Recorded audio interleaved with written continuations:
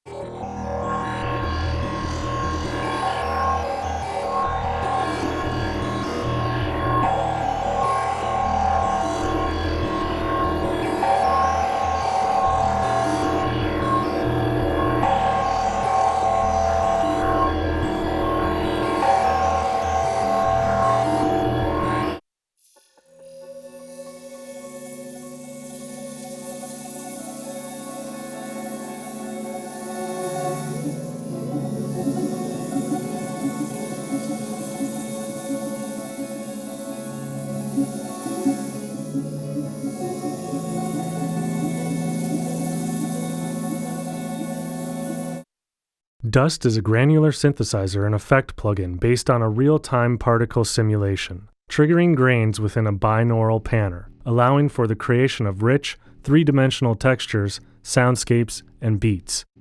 Particles. In Dust, each particle is a distinct granular synthesizer. Particles are shown as glowing blobs, with the same color as the emitter that created it. The size of the particle is an indicator of its sound output level. The audio output of each particle is panned binaurally based on the particle's position relative to the center, with up and down in the simulation corresponding to forward and backward in the sound field. The particle will stay moving around the flow field for a time given by its amplitude envelope. Particle emitters. Particles are created by particle emitters that can be independently positioned around the simulation space. In the particle view, emitters are represented as colored rings, with a protruding line that shows the speed and direction it will emit particles. The emitters panel is used to set the properties of each of the 8 emitters. The buttons glow to show the total sound output level of all particles produced by that emitter. Shift-click on a button will mute that emitter. Control-Command-click will solo it. If using a sample as the input, the sample view is where you choose the sample.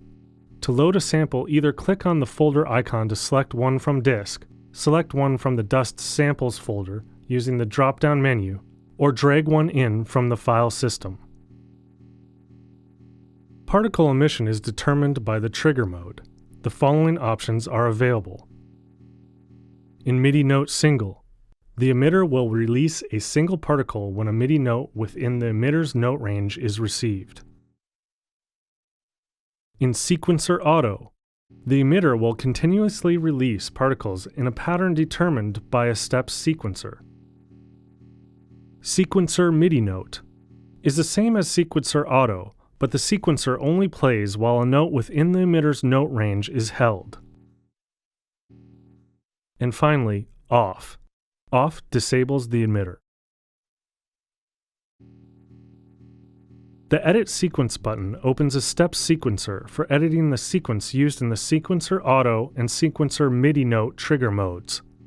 The sequencer editor is a typical step sequencer, with every step consisting of a slider with a square toggle below it. The toggle sets whether a particle should be emitted that step, and the slider above it sets a parameter value. Each step has 4 different values assignable. To change the currently shown param value, drag the param number up and down. Those sequencer values can be mapped to arbitrary particle parameters in the Particle tab of the modulation panels. Modulation. Parameters in dust can of course be set manually, but to get a more dynamic sound, they can be modulated. Only parameters with a dial control can be modulated. To open the modulation panel, right-click or control-click on a Mac on the dial. There are 4 ways to modulate a parameter: LFOs, MIDI mapping, sequencers, and particle property mapping. Particle property mapping is only available on the per particle dials, which are shown in the particle section of the emitters panel. All modulation is additive. This means it adds to the manually set value rather than replacing it, and multiple modulations can be applied simultaneously, with the result being the sum of all of them. For this reason, all modulation sources have ranges that go from negative to positive. For example, LFOs go from -1 to +1. LFO. This type modulates the parameter with a low-frequency oscillating signal with a variety of different shapes. Sequencer. This type modulates the parameter with a sequenced value. MIDI. This type modulates the parameter with a given MIDI input. Particle property mapping. All parameters of the particle sound can be modulated per particle based on properties of the particle's motion, such as the speed, the X and Y position, and the distance from the center. Note that this mode is only available for the controls in the audio parameters section of the emitters panel. The Midi Range button can be clicked to bring up a graphic of a keyboard, where you can choose the range of notes that trigger particle releases when the MIDI note single or sequencer MIDI note trigger modes are selected. The high and low note number boxes are used to select a range. Clicking Auto Layout shows a pop-up that can be used to change the MIDI note trigger range of all 8 emitters simultaneously by spreading the ranges out over the keyboard back to back. Start Note sets the starting note for the auto layout. Notes per emitter sets how many notes should be assigned to each emitter. Set a default makes the selected layout the default one when loading the plugin. The position controls set the X and Y position of the emitter. The velocity controls set the directions, speed and drag, the rate the particle slows, of emitted particles. The envelope, granulizer, and filter controls in the final section determine the various synthesis properties of the emitted particles. Flow field. The flow field is a two-dimensional force field that determines how the particles move around the space. The flow field is defined by both a set of effectors and an equation. Effectors are points in space that attract or repel the particles, similar to customizable magnets.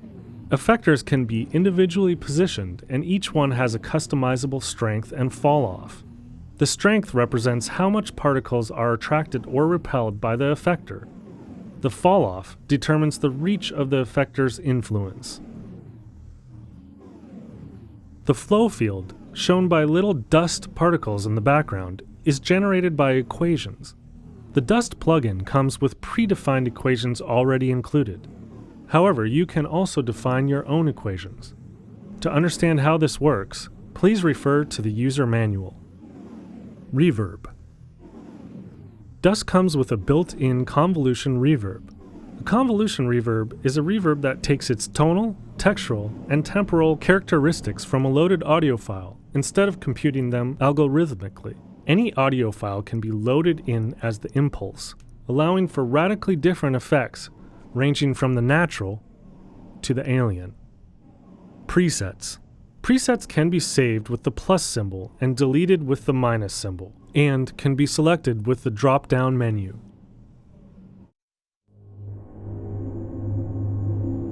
This concludes the Dust tutorial. Hope you've all enjoyed it. We're very excited to release our first VST AU-AAX plugin for you all. If you have any additional questions or need some support, you can write to us at info@soundmorph.com.